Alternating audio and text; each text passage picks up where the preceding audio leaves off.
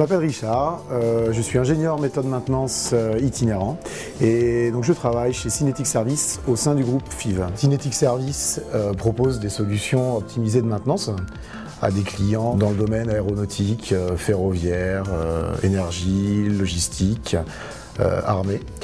Donc globalement, ce type de clients, surtout à travers des contrats obligations de résultats, disent voilà, messieurs de chez Cinetic, on vous confie tout notre process de production maintenant, faites-nous marcher les machines, quoi. Donc notre objectif, à travers ce contrat obligation de résultats, ça va être bien sûr de réduire les arrêts de production, de fiabiliser les équipements et ensuite de les pérenniser et de les entretenir. Mes différentes missions vont être en démarrage contrat, la préparation des activités de maintenance, préventive et corrective. Dans un second temps, le suivi et l'audit des performances. Et enfin, un soutien technique ponctuel aux interlocuteurs de Cinetic Service. Qui peuvent être les chargés d'affaires ou qui peuvent être les responsables de site.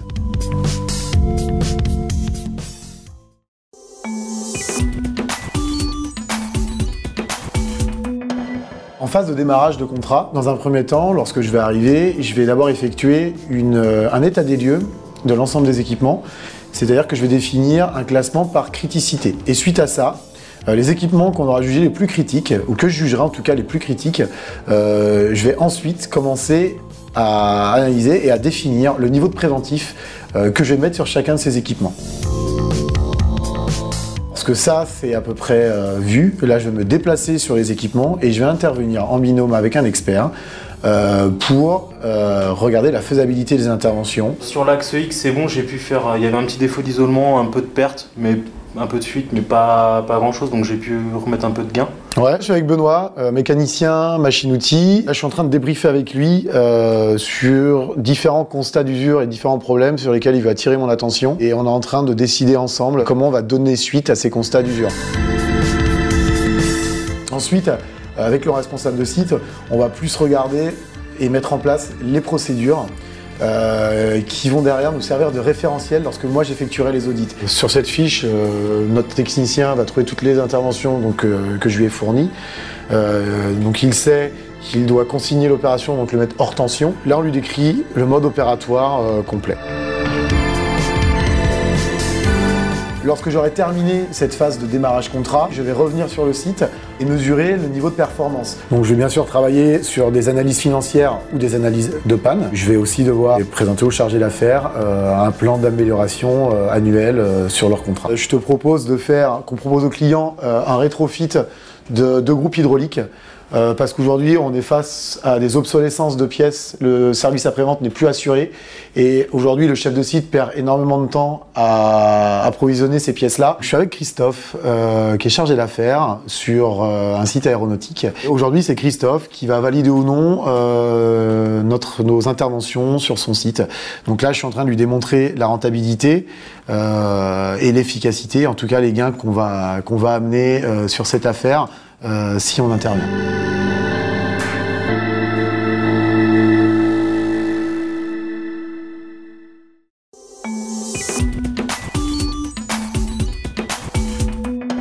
Les avantages de mon poste, c'est dans mon quotidien de pouvoir être un jour sur un site industriel de montage de nacelles sur l'A380, qui est quelque chose d'assez impressionnant à voir, et le lendemain de pouvoir être sur une filiale du groupe Nordon, donc sur un process de soudage et de cintrage d'un projet de tuyauterie pour le nucléaire. Après, l'intensité des démarrages de contrats, c'est beaucoup de démarches participatives.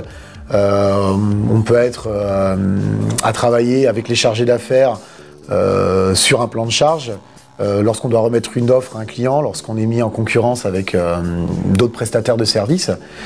Et puis, on peut être aussi amené à mener des groupes d'analyse de panne avec les techniciens.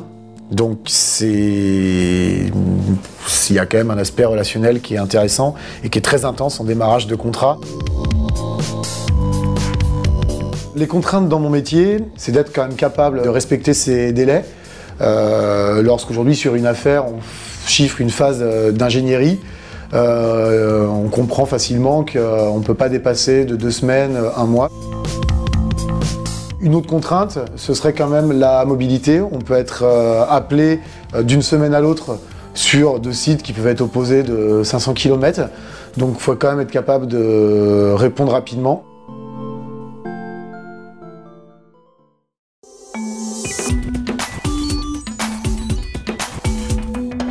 Le groupe FIV m'offrait l'opportunité de rentrer dans un domaine qui me plaisait, qui était l'aéronautique, qui est un domaine très pointu, avec des technologies sur lesquelles je voulais intervenir, notamment la commande numérique et la machine-outil. Il faut savoir aussi que le groupe FIV offre des possibilités d'évolution.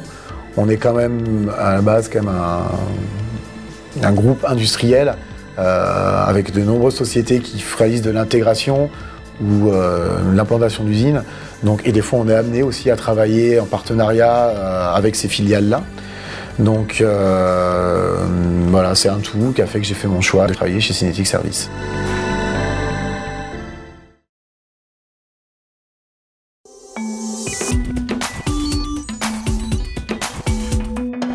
Je pense qu'il faut quand même être issu d'une formation généraliste dans les domaines de l'hydraulique, de l'automatisme, de la mécanique. Lorsqu'on est amené sur une intervention technique, un démarrage, il faut être capable savoir analyser rapidement un équipement. D'accord ? Donc c'est ce qui nécessite d'être quand même assez polyvalent techniquement pour voir rapidement les faiblesses et les points d'amélioration sur un équipement.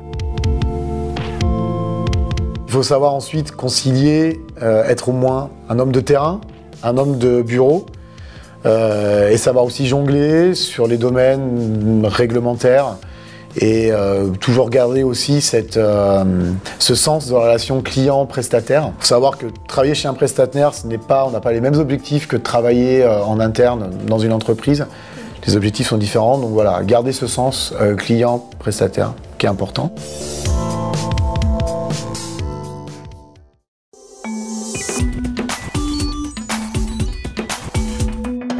En tant qu'ingénieur maintenance, je peux être amené aujourd'hui à évoluer vers le poste de responsable de site. Donc prendre le management de la totalité des équipes sur site, sur un contrat. Donc on prend en charge les dépannages, l'entretien, donc on gère les ingénieurs qui sont sur place, les techniciens et les apprentis. Ou alors évoluer vers le poste de chargé d'affaires. Donc là on est plus au siège à répondre à des besoins clients, à des offres, et pour essayer de gagner un contrat de maintenance chez un client. Donc là, ça nécessitera de mettre en avant tout ce que j'ai pu acquérir en connaissances techniques pour évaluer le plan de charge, donc les ressources humaines et matérielles nécessaires, et puis cette fois maintenant intégrer les réalités économiques pour que, bien sûr, on soit gagnant sur cette affaire-là.